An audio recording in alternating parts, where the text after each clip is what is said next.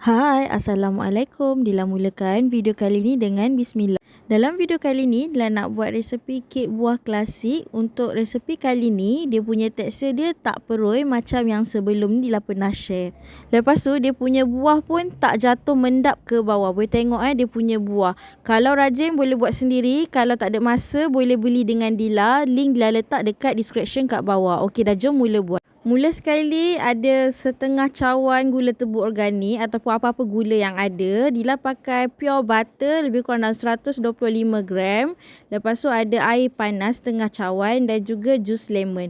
Mula sekali Dila akan buat dia punya caramel dulu. Dila pakai gula ni, Dila buat caramel. Masakkan dia dekat atas api dapur yang kecil. Lepas tu bila gula dah larut, dah caramel, tuangkan air panas setengah cawan. Kacaukan sampai gula tadi semuanya larut tau. Yang ni api kena kecil sebab kita tak nak gula ni hangus. Bila gula dah larut, boleh masukkan butter tadi. Yang ni dah pakai Labial punya butter. Tapi butter terpulang, nak pakai butter apa. Lepas tu dah masukkan 1 sudu jus lemon. Yang ni kacaukan dia, buat caramel ni sampai caramel ni pekat. Api kena kecil sebab kita tak nak dia hangus lah. Bila caramel dah pekat, boleh tutup api dan sejukkan. Sementara tunggu caramel ni sejuk, Dila akan buat tepung dia. Untuk bahan tepung, 1 cawan tepung beras. Lepas tu, ni dah timbang tau. Boleh tengok dia punya sukatan. Tepung jagung setengah cawan. Lepas tu, 1/4 cawan tepung ubi. Yang ni kena ada tau. Tepung ubi 40 gram. Lepas tu, tepung kentang ataupun potato stretch 10 gram. Lepas tu 2 sudu kecil zentam gam. Zentam gam ni untuk bagi kek ni nanti tak perui lah, tak berderai macam tu. Lepas tu kacaukan dia sampai betul-betul rata. Okey, ambil tepung tadi 150 gram je, lebih tu simpan. Yang ni buah kering yang dah dibasuh dan ditoskan, dah lebih kurang 400 gram. Telur grade A dah pakai 2 biji. Yang ni caramel yang dah sejuk. Kena pastikan caramel ni betul-betul sejuk. Baking powder dan juga baking soda. Lepas tu lah ada esen vanila dan juga kulit lemon yang dah diparut. Campurkan kulit lemon ke dalam telur. Lepas tu masukkan juga esen vanila lebih kurang dalam 1 sudu kecil. Pukulkan dia pakai garfu je, tak payah pakai mixer.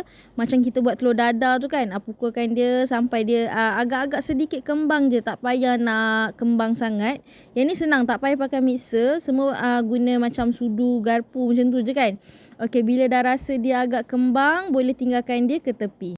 Dalam tepung boleh masukkan baking powder dan juga baking soda. Yang ni masukkan dia ikut sukatan yang Dila bagi tadi. Lepas tu gaulkan rata dan juga sebati. Lepas tu tambahkan terus buah kering yang dah basuh dan ditoskan kering. Kena pastikan buah ni betul-betul kering.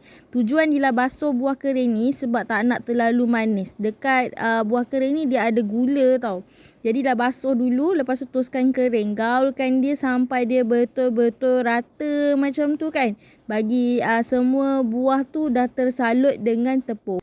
Teknik ni penting sebab tak nak bagi buah tu jatuh dan juga mendap dekat bawah masa kita bakar kek buah ni nantilah.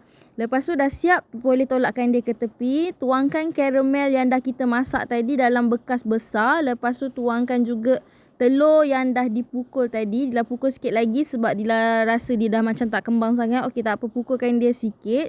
Kacaukan dia guna spatula je, tak payah guna mixer. Lepas tu kacaukan dia sampai dia rata macam tu kan. Gula tu dah bersatu dengan telur tadi. Ambil masa sikit lah. Yang ni kacau guna spatula je. Bila dah rata macam ni kan, kita boleh masukkan tepung dan juga buah kering tadi. Masukkan ke semuanya sekali. Dia tak masukkan separuh-separuh. Dia tuang je terus semua sekali. Lepas tu dia akan kacaukan dia guna spatula tadi dengan kaedah kaut balik. Yang ni tak payah kacau buaya. Sebabnya kita tak nak nanti buah ni mendap dekat bawah. Yang sebelum ni Dila buat, dia mendap dekat bawah. Tapi untuk rasa yang sebelum ni lagi sedap. Yang ini kacaukan dia sampai rata. Lepas tu Dila akan bakar dia dalam tray 4 inci kali 8 inci yang dah dilapik dengan baking paper. Sebab Dila tak nak nanti kuih ni melekat, susah nak keluar daripada tray. Tuangkan adunan yang dah siap diadun tadi. Tuangkan ke semua sekali. Yang ni memang betul-betul adunan ni. Kalau nak buat tray 8 kali 8, kena gandakan resepi ni. Untuk satu adunan ni boleh dapat lebih kurang dalam 700 gram ke 800 gram macam tu lah kek buah ni. Lepas tu dia akan susunkan yang ni sebagai hiasan lah. Cherry yang dah dibelah dua dan salut juga dengan tepung yang lebih tadi kan. Salutkan dia dalam tepung tadilah. Lepas tu susunkan dia, bagi dia rata macam tu, agak-agak cantik. Kalau tak nak pun tak apa yang ni. Part ni tak kisah. Bakar 2 jam suhu 150 darjah Celsius. Dekat sebelah dia letak air. Yang ni rupa dia bila dah siap. Dia lah tak kukus tau kek buah ni sebab dia lah tak pandai nak kukus kek buah. Jadi bakar dia, letak air.